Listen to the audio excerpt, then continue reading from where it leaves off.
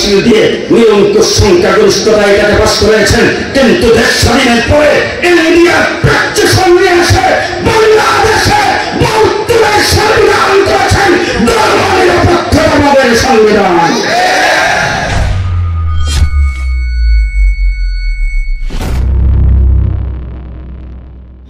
রহমতুল্লাহি ওয়া বারাকাতুহু। মোহব্বতের সাথে দুরূদ শরীফ পড়ি। আল্লাহুম্মা সাল্লি আলা মুহাম্মাদ ওয়া আলা আলি মুহাম্মাদ কামা সাল্লাইতা আলা ইব্রাহিম ওয়া আলা আলি ইব্রাহিম ইন্নাকা হামিদুম মাজিদ। اللهم بارك على محمد كما باركت على إبراهيم وعلى آل إبراهيم إنك حميد مجيد। বসা আছেন আপনারা সবাই জিন্দা আছেন তো? সবাই না, জিন্দা আছেন তো সবাই? কেন কেন জিন্দা আছেন একটু হাত ওঠান। জিন্দা আছেন সবাই? জিন্দা মানুষের মতো কথা বলবেন, জিন্দা মানুষের মতো কথা বলবেন। মুসলমান যখন শাহাদাত বরণ করে তখনও জিন্দা থাকে। আমরা জীবিত অবস্থায় বাংলার মাটিতে আছি। আজকের সম্মেলন, যারা সম্মেলন অনুষ্ঠান করেছেন তাদেরকে জিজ্ঞাসা করে দেখেন, দীর্ঘদিন যাবতীয় সম্মেলনের জন্য আমি তাদের সঙ্গে অনেক রাগারাগি করেছি। আমি বলেছি সম্মেলন করতে হবে আপনাদের, আপনাদের পুরনো ঐতিহ্যকে আপনারা টিকে রাখেন। তাদেরকে ঢাকায় যাওয়ার পরে বলেছি, এইখানে আসার পরে বলেছি, বিভিন্নভাবে সম্মেলনের জন্য উদ্বুদ্ধ করেছি, কিন্তু 15 বছর যারা আমাদের মাথার উপরে দিনের বুট হাতে করে জগৎ পাথরের মতো বসা ছিল, তার এই দেশটাকে ইসলাম উৎখাত করার জন্য চেষ্টা করেছেন। সেই চেষ্টায় একটা হলো পুরুষার সম্মেলন বন্ধ ছিল। আজকে আমার আলোচনা হবে, যদি আজকে এই জনসমুদ্র যারা সম্মেলনে প্রদান করেছেন তাদের পক্ষ থেকে সর্বপ্রথম জানতে চাই, বাংলাদেশে যত বড় বড় শক্তি আসো পুরুষার সম্মেলন বন্ধ করতে কাউকে হবে না।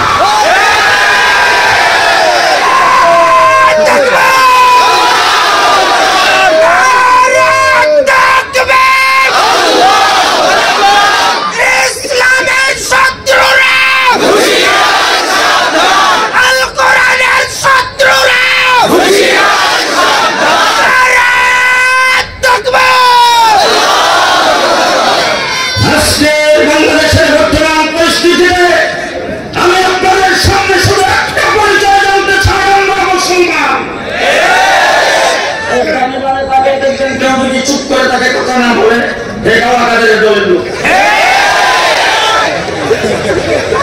মুসলমান এই কথাটা কি বুক টান করে বলতে পারবেন? বলতে পারবেন? বলতে পারবেন? বলতে পারবেন? আমাদের পার্শ্ববর্তী রাষ্ট্র পশ্চিম দিকে কারা? উত্তর দিকে কে? পূর্ব দিকে? দক্ষিণ দিকে? বঙ্গোপসাগর? আজকে যারা 15 বছর পর্যন্ত বক্তৃতায় দাঁড়ায় বলছে পাওয়াবো না, আজকে কোথায়? কোথায়? 1.5 মাস রিমান্ডে ছিলাম, 2 বছর কারাগারে ছিলাম। 7টা টিম আমাকে জিজ্ঞাসাবাদ করেছে, প্রত্যেকটা আমার সামনে এসে সর্বপ্রথম গালি দিয়েছে তুই রাজাকার। আকাবের মোবাইল কেরামের নাম ধরে বলছে তোর হাফিজ হুজুর রাজাকার, তোর মুফতি আমিন রাজাকার, তোর শাইখুল হাদিস রাজাকার, তোর আহমদ শফি রাজাকার, তোর বাবুল নদী রাজাকার। আজকের জনসমুদ্রের কাছে জানতে চাই 54 বছরের বাংলাদেশের ভিতরে আজ পর্যন্ত কোন মসজিদের ইমাম, কোন মসজিদের খতিব, কোন মাদ্রাসার মুহতামিম, কোন মাদ্রাসার শিক্ষক, কোন মুফাসসির কোরআন, কোন মুহাদ্দিস, কোন আলেম পাকিস্তানের পক্ষে একটা শব্দ বলেছেন কিনা? আমরা কোনদিন পাকিস্তানের পক্ষে কোনো কথা বলেছি? কথা আসতে বলেন কেন? আমরা কোনদিন পাকিস্তানের পক্ষে কোনো বিবৃতি দিয়েছি? আমরা কোনদিন পাকিস্তানের পক্ষে কোনো সমাবেশ করেছি, কোনো মিছিল করেছি, কোনো মানববন্ধন করেছি? আমরা পাকিস্তানের দালাল তো দূরের কথা, পাকিস্তানি রাজাকার তো দূরের কথা, পাকিস্তানের পক্ষে আমরা একটা শব্দ বলি নাই, পাকিস্তানের পক্ষে আমরা কোন শব্দ উচ্চারণ করি নাই। বংশ বাংলাদেশের মানুষ যখন পাকিস্তানের বিরুদ্ধে যুদ্ধ করে, মুক্তিযুদ্ধ করে, আমরা তাদের জন্য দোয়া করেছি।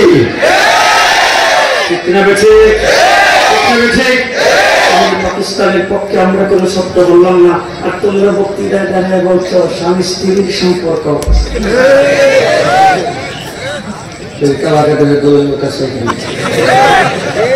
কি সম্পর্ক? স্বামী স্ত্রীর সম্পর্ক। ভারতের উন্নতি আমাদের উন্নতি, ভারতের অবনতি আমাদের অবনতি, আমাদের উন্নতি ভারতের অবনতি উন্নতি।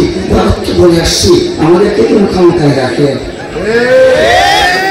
জি, আজকে জিজ্ঞেস করতে চাই, পালাবো না, এখন গেলা কোথায়? কথা বলেন না কেন? কোথায় গেলা?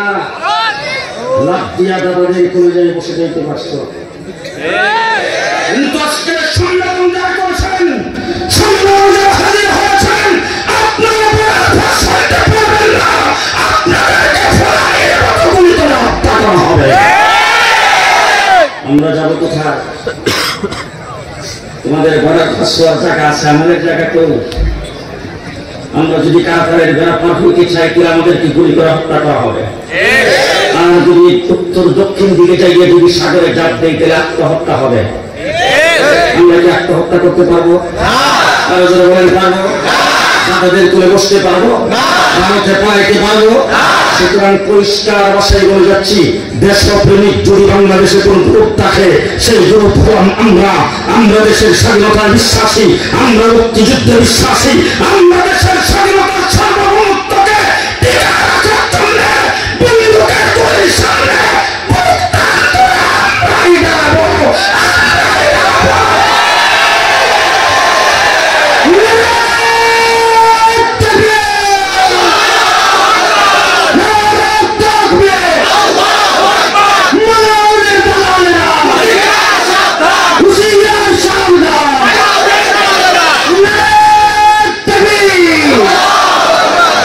পরিচয় থাকতে হবে একটা, আমরা মুসলমান।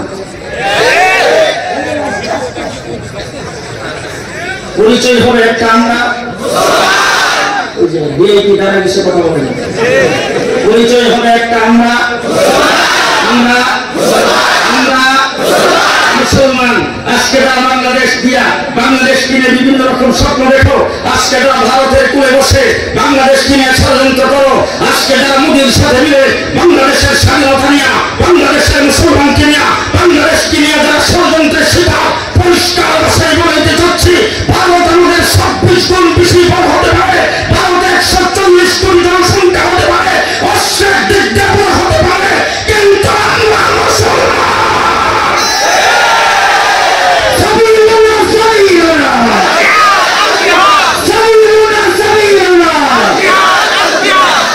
আমাদের প্রথম পরিচয় আস্তে আস্তে, আমাদের প্রথম পরিচয় মুসলমান। এবার আমাদেরকে মারতে আসবে, এবার আমাদেরকে ধরতে আসবে, এবার আমাদের স্বাধীনতাকে নস্যাৎ করতে আসবে, আমাদের দেশকে দখল করে আসবে। আমাদের সামনে রাইফেল, স্টেন গান, মেশিন গান আর ট্যাঙ্কের গুলি তাক করে আমাদের বুক বরাবর ধরবে। আমরা বুক টান করে বলবো,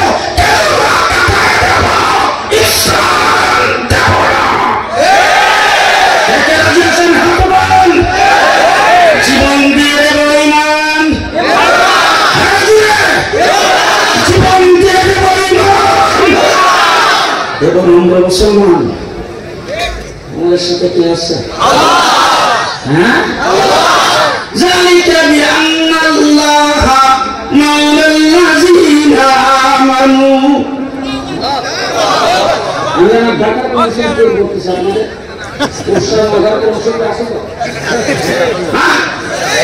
আমি যেটা অর্থ সেটা আমার ঢাকার কোরআন থেকে বসছি। আপনাদের কোরআন শরীফে আছে কিনা? আছে।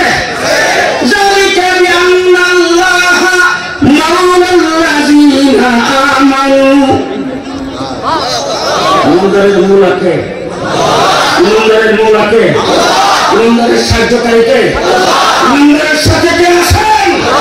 ওয়ান্নাল কাফিরিনা লা মাওলা লাহুম। কাফেরদের কোনো না, কাফেরদের কোনো সাহায্যকারী নাই। সুতরাং আমরা মুসলমান, এটা আমাদের প্রথম পরিচয়, ঠিক না ঠিক? প্রথম পরিচয়, ঠিক না ঠিক? আমাদেরকে রাজাকার বলে আখ্যায়িত করেছো, যারা আমাদেরকে রাজাকার বলে গালি দিয়েছো, যারা কথা কথা আমাদেরকে রাজাকারের চোখে রেখেছো, আজকে পরিষ্কার ভাষায় বলে যাচ্ছি, আমরা রাজাকার নই, তোমরা সবাই ইন্ডিয়ানের রাজাকার।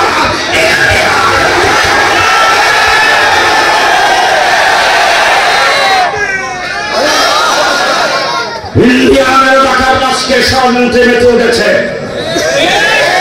জুলাই আগস্টের বিপ্লবে যারা রক্ত দিয়েছি, আন্দোলনের সংগ্রাম করে বাংলাদেশ থেকে বেশিরভাগকে যারা উৎখাত করেছে, তোমাদের ষড়যন্ত্রে আমাদের একটা ফসল খেলাইতে পারবে না ইনশাআল্লাহ।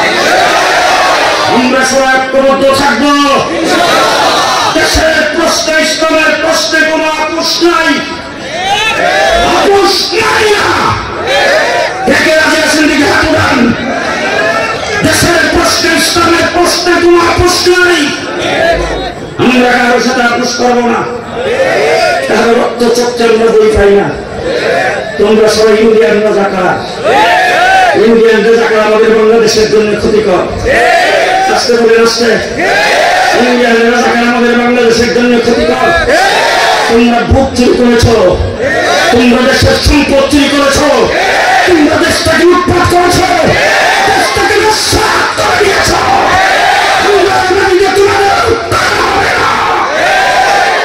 হবে হবে নির্বাচন হবে ইনশাআল্লাহ, নির্বাচন হবে। আমরা ভোট দেব, কিন্তু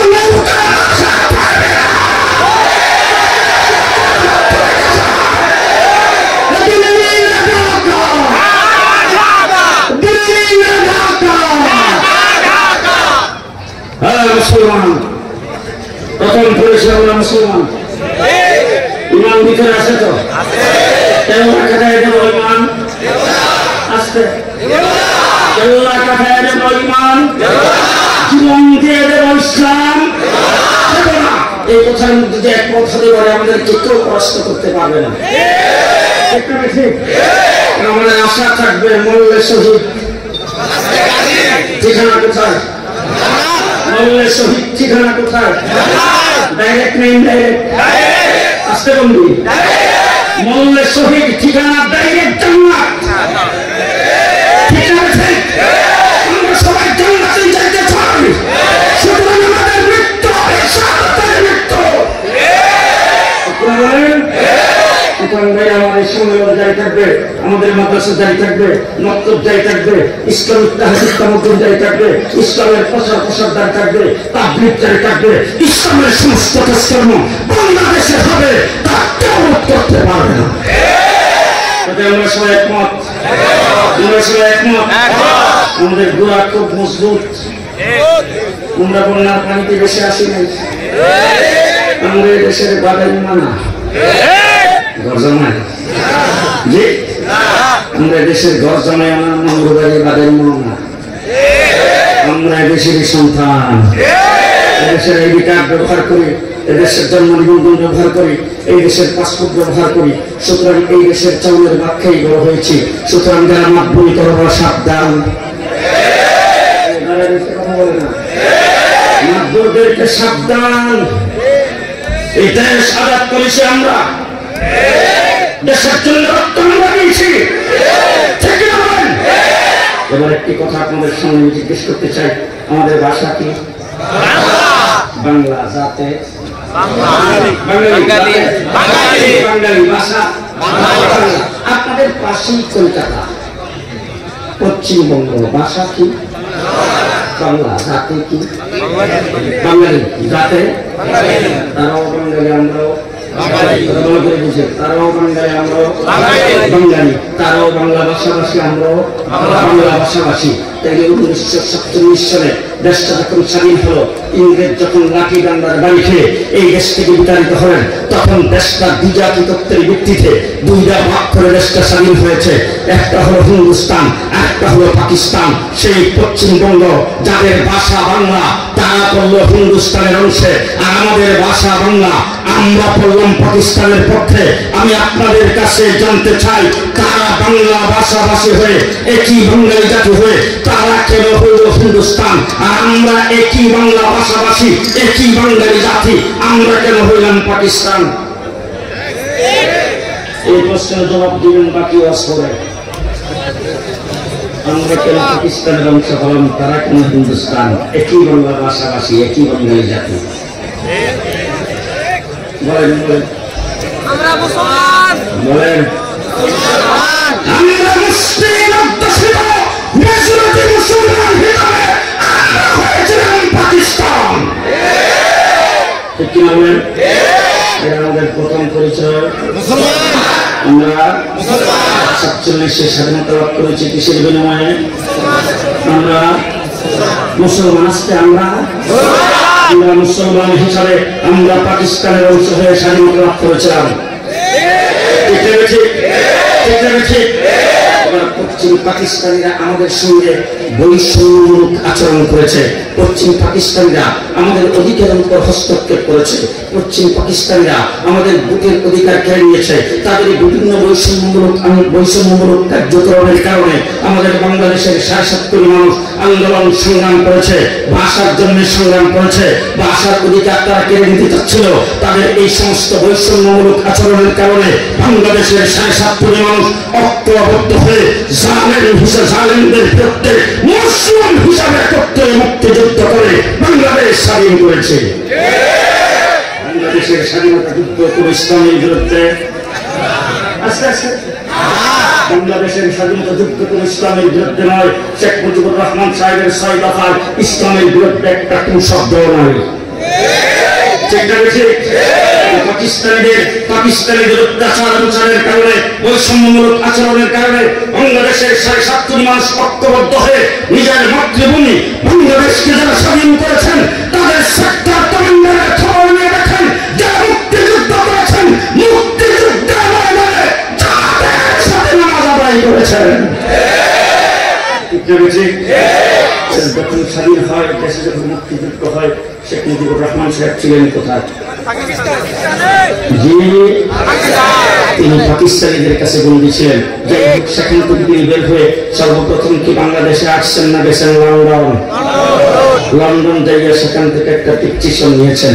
আসছেন দিল্লি, ওই জায়গা থেকে পিকচিশন নিয়েছেন। তারপরে আসছেন বাংলাদেশে। কিন্তু 70-এর নির্বাচনে তার আওয়ামী লীগের পক্ষ থেকে নির্বাচনী ইশতেহারে পরিষ্কার ভাষায় ঘোষণা করেছিল, আমার দল যদি ক্ষমতায় যায়, যদি সরকার গঠন করে, ইসলামের বিরুদ্ধে শরীয়তের বিরুদ্ধে কোন আইন আমরা করবো না, শরীয়ত বিরোধী কোন কার্যক্রম আমাদের দ্বারা হবে না। এই কথা বলার পরে এদেশের মুসলমানরা তখন নৌকা মার্কায় শিল দিয়ে নিরঙ্কুশ সংখ্যাগরিষ্ঠতা এটাতে বাস করেছেন। কিন্তু দেশ স্বাধীনের পরে ইন্ডিয়ার প্র্যাকটিশন নিয়ে এসে বাংলাদেশে বৌদ্ধদের সংবিধান করেছেন ধর্মনিরপেক্ষতাবাদের সংবিধান। পরিষ্কার ভাষায় বলতে চাই, ধর্মনিরপেক্ষতাবাদের জন্য 70 টাকা জনগণ ভোট দেয় নাই, 71 মুক্তিযুদ্ধ ধর্মনিরপেক্ষতাবাদের জন্য করে নাই। এখানে ঠিক আমার বন্ধুগণ, সেই ধর্মনিরপেক্ষতাবাদের সংবিধান দিয়ে বাংলাদেশে আর কার্যক্রম চলবে না। পরিষ্কার বক্তব্য আমাদের। সংবিধান এবং জুলাইয়ের সঙ্গে এদেশের মুসলিম তাহজিব তামাদ্দুন সংরক্ষিত থাকতে হবে। ইসলামের বিরুদ্ধে বাংলাদেশে কোরআন করতে চাইলে দেশব্যাপী আগুন জ্বালাতে হবে।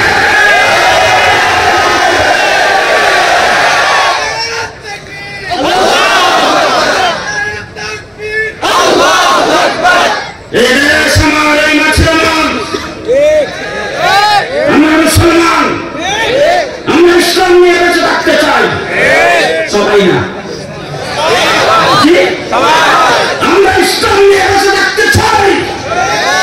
আমরা মুসলমান হইয়া কবরে যাইতে চাই, আমাদের সন্তানেরা এই দেশে মুসলমান হিসাবে বেঁচে থাকবে। সবাই রাজি আছেন? সবাই রাজি আছেন? আমাদের সন্তানরা এই দেশে মুসলমান হিসাবে বেঁচে থাকবে। রাজি আছেন সবাই? রাজি আছেন সবাই? আমরা মুসলমান, আমাদের নাম দেখেছেন ইব্রাহিম আলাইহিস সালাম। ইব্রাহিম আলাইহিস সালামের নাম তো বলে আপনারা মুসলমান শুনে না, শুনছেন? বলেন কি ইব্রাহিম আলাইহিস সালামের কি লাগে? আপনাদের এই নওগাঁ জেলার মুসলমানদের জাতির পিতা হযরত ইব্রাহিম আলাইহিস সালাম।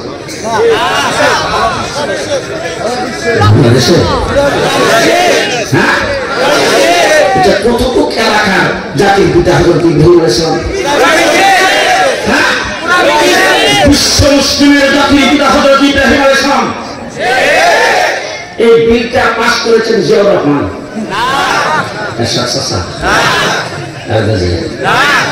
কে পাস করেছেন?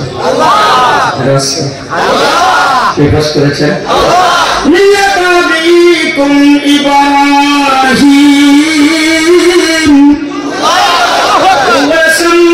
ইব্রাহিম মুসলিমিন। বিলকে পাস করেছেন ঘোষণা করেছেন কে? ইব্রাহিম আলাইহিস সালাম। এই বিধি আল্লাহ পাকের ঘোষণাটা মনে হয় 2031 পর্যন্ত, 2041 কতদিন কিয়ামত পর্যন্ত। এর আমি আপনাদের জিজ্ঞেস করতে চাই, ফেসবুকে, ইউটিউবে, গুগলে, কোন মিডিয়ায়, প্রিন্ট মিডিয়ায়, ইলেকট্রনিক মিডিয়ায় আজ পর্যন্ত কোথাও দেখছেন পৃথিবীর কোন শহরে কোন জায়গায় ইব্রাহিম আলাইহিস সালাম মুসলিম জাতির পিতা এর বিরুদ্ধে কোন মিছিল, কোন প্রসেশন, কোন স্লোগান, কোন মানববন্ধন, কোন সমাবেশ? আরো জোরে গোটা বাংলাদেশের আসমানের নিচে জমিনের উপরে গোটা পৃথিবীর কোন জায়গায় ইব্রাহিম আলাইহিস সালাম মুসলিম জাতির পিতা তার বিরুদ্ধে কোন প্রতিবাদ নাই। তার কারণ হলো ঘোষণা করেছেন আল্লাহ পৃথিবী কিয়ামত পর্যন্ত মুসলিম জাতি শ্রদ্ধার সাথে গর্বের সাথে সেটাকে মেনে নেবে। তাই বোঝা গেল জাতির পিতা বিল পাস করে কার উপরে চাপায় দেওয়ার জিনিস নয়। যদি কার উপরে চাপায় দেওয়া হয় কিছুদিন পরে গুড়ার দিন জুতার ফিতা হয়ে যায়।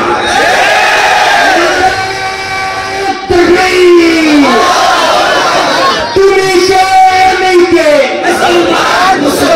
তুমি কে নেইকে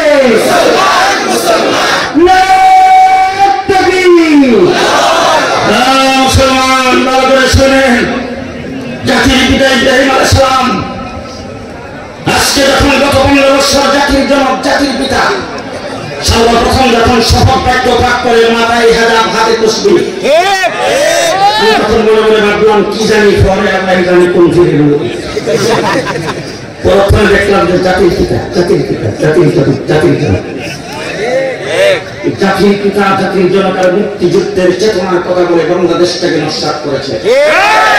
আজকে যে জাতির পিতা মুক্তি লাগাইতে চাইছিল যাত্রাবাড়ির মোড়ে, আমি আর মাওলানা মামুনুল হক বেতুল মুখের উত্তর দিকে দাঁড়ায় খুব সুন্দর ভাষায়, অত্যন্ত শালীন ভাষায় কথা বলেছিলাম।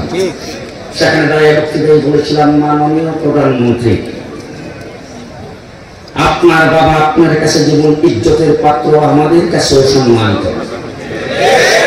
আপনার বাবার ব্যক্তিত্বে মুক্তিযুদ্ধ করে দেশ স্বাধীন হয়েছে, সুতরাং আপনার বাবার ইজ্জত সম্মান আমরাও দিতে চাই। আপনি মেহেরবানি করে যাত্রাবাড়ির মোড়ে মূর্তিটা লাগেন না। তার কারণ হলো এই মূর্তিটা যদি এখানে স্থাপন করেন তার মাথার মধ্যে বসে কাকে আর পাকিয়ে পায়খানা করবে, পায়খানা ঝরবে, আপনার বাবার অসম্মানী হবে, দেখতে আমাদের কাছে খারাপ লাগবে। এই কথাটা কি ভালো বলেছিলাম না? ভাষার মধ্যে কোনো গালিগালাজ ছিল, কোন প্রকার ধমক ছিল? আমরা এত সুন্দর ভাষায় কথা বলেছি, কিন্তু তখনকার কৃষিবাদী প্রধানমন্ত্রী সহ্য হয় নাই। আমাদের হাতে পায়ে ডান্ডা বেঁধে লাগা আমাদেরকে জেলখানার ফাঁসির গুমের ভিতরে আমাদেরকে সেখানে বন্দি করে বৎসরের পর বৎসর রেখেছ। আজকে পরিষ্কার ভাষায় বলতে চাই, যেদিন তুমি বাংলাদেশ থেকে ভাগ চললে সেই কাপড় উঠেছ, একদম তার ভিতরে বাংলাদেশের সব মূর্তি শেষ। আজকে কোথাও মুক্তি আছে? আছে কোথাও? সামনে আসবে, আস্তে আস্তে আস্তে সামনে আসবে, আসবে। ওলামায়ে কেরাম এখানে আছে। আল্লাহর নবী মুহাম্মদ রাসূলুল্লাহ সাল্লাল্লাহু আলাইহি ওয়াসাল্লাম ফতে মক্কার সময় যখন মূর্তিগুলি নিজ হাতে ভেঙে চুরমার করে দিয়েছেন, আল্লাহ পাক তখন কোরআনের আয়াত নাযিল করেছেন। এই আয়াত নাযিল করেছেন, ওয়াকুল জাআল হক ওয়া যাহাকাল বাতিল ইন্নাল বাতিলা কানা যাহুকা। হক আগমন করেছে, বাতিল নিশ্চয় হয়ে গেছে, মূর্তি ভেঙে চুরমার করে দেওয়া হয়েছে। মূর্তি আর কোনদিন উত্তরণ হবে না। বাংলার মাটির থেকে মূর্তি উৎখাত হয়েছে, আর বাংলাদেশে আসতে পারবে না।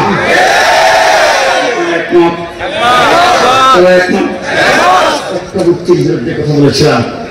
মুসলিম জাতির পিতা হযরত ইব্রাহিম আলাইহিস সালাম, কি নাম? নাম খলিলুল্লাহ। কি নাম? খলিলুল্লাহ। আল্লাহ পাকের দরবারে দোয়া করেছেন, আল্লাহ রব্বি হাবলি মিনাস সালিহিন, আল্লাহ একটা নেককার সন্তান দাও। আল্লাহ পাক সন্তানের খুশখবরি দিয়েছেন। ফাবাশশারনাহু বিগুলামিন হালিম, সন্তান ইসমাঈল জন্মগ্রহণ করেছে বাইতুল্লাহ শরীফের নিকটে সাফা মারওয়া দুইটা পাহাড়ের মধ্যখানে। সন্তানকে সেখানে রেখে আসছে। জমজমের খুব জারি হয়েছে। সন্তান জায়গায় বসবাস করে কোরআন বলে ফালাম্মা বালাগা মাহু সা'য়া, বাবার সাথে আঙ্গুলে ধরে ধরে চলাফেরার বয়সে যখন উপনীত হয়েছে, আল্লাহ পাক ইব্রাহিম আলাইহিস সালামকে আরেকটা প্রশ্নপত্র প্রেরণ করেছেন, তোমার সন্তানকে আমার রাস্তায় জবাই করে দাও। এটা খুব সহজ। লম্বা চড়া ঘটনা, কোরবানির মাস যখন আসে, মসজিদের খতিব, তাবলীগ জামাতের আমির সবাই এই বিষয়ে বর্ণনা করেন। এই জন্য আমি কোনো ব্যাখ্যা বিশ্লেষণ দিতে চাই না। হযরত ইব্রাহিম আলাইহিস সালাম আল্লাহ পাক যখন স্বপ্নে দেখেছেন, সকালে বলেন যা ছেলেটাকে আদর স্নেহ করে। তিনি কি মুসলিম জাতির পিতা, বাবা সুখ আচরণ ছেলের সাথে করে ছেলেটাকে সামনে বসায় স্বপ্নের কথাটা যেভাবে ব্যক্ত করেছেন, আল্লাহ পাক কোরআন শরীফে সেটা আমাদেরকে জানিয়ে দিয়েছে। ইয়া বুনাইয়া ইন্নী আরা ফিল মানাম, এই ছেলে আমি দেখছি ঘুমের মধ্যে। ঘুমের মধ্যে আপনাদের দেশে কি দেখে? হ্যাঁ, ইয়া বুনাইয়া ইন্নী